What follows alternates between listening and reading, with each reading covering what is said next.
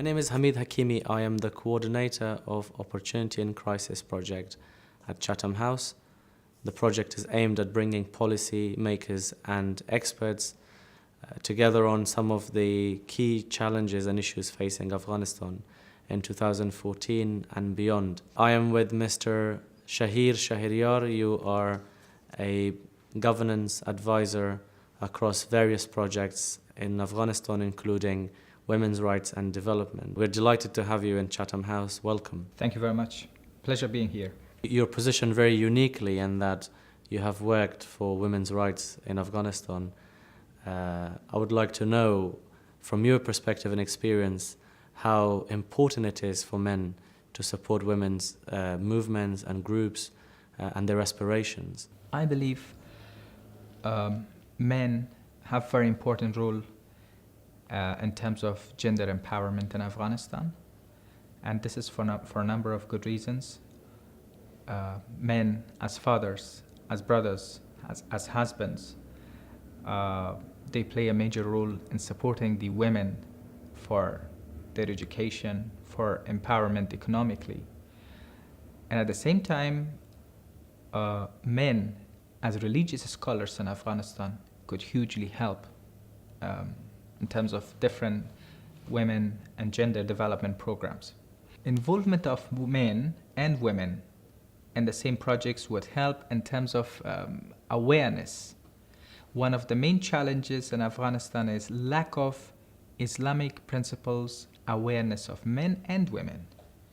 It doesn't mean that all women's rights violations are only as a result of, lack of understanding of women, but at the same time, men should know what are the priorities of women. One of the realities that makes the nation very proud is the religion. Unfortunately, religion has been misinterpreted in a number of ways, and in order to make these misinterpretations and misconceptions, sorted out, especially the negative impacts in the Western community, there is always the need for involvement of real Islamic scholars, those who understand the religion well, and those who value women's rights from an Islamic perspective. Clearly, in this context of women's empowerment, reconciliation plays a key role. How optimistic are you that the reconciliation process can flourish and that it can achieve lasting peace for Afghanistan? And do you believe there is a reconciliation process as such at the moment in the country? Reconciliation and peace process in Afghanistan is a tricky aspect of politics.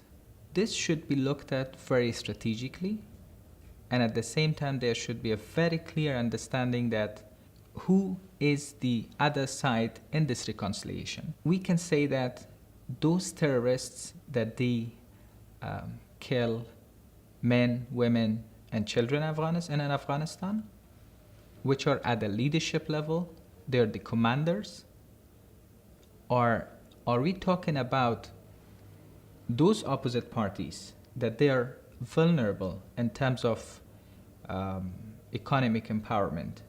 Are they vulnerable because they do not have food and medicine for their children? We cannot actually exclude any tribe, any family, and any citizens of Afghanistan from the Afghan community.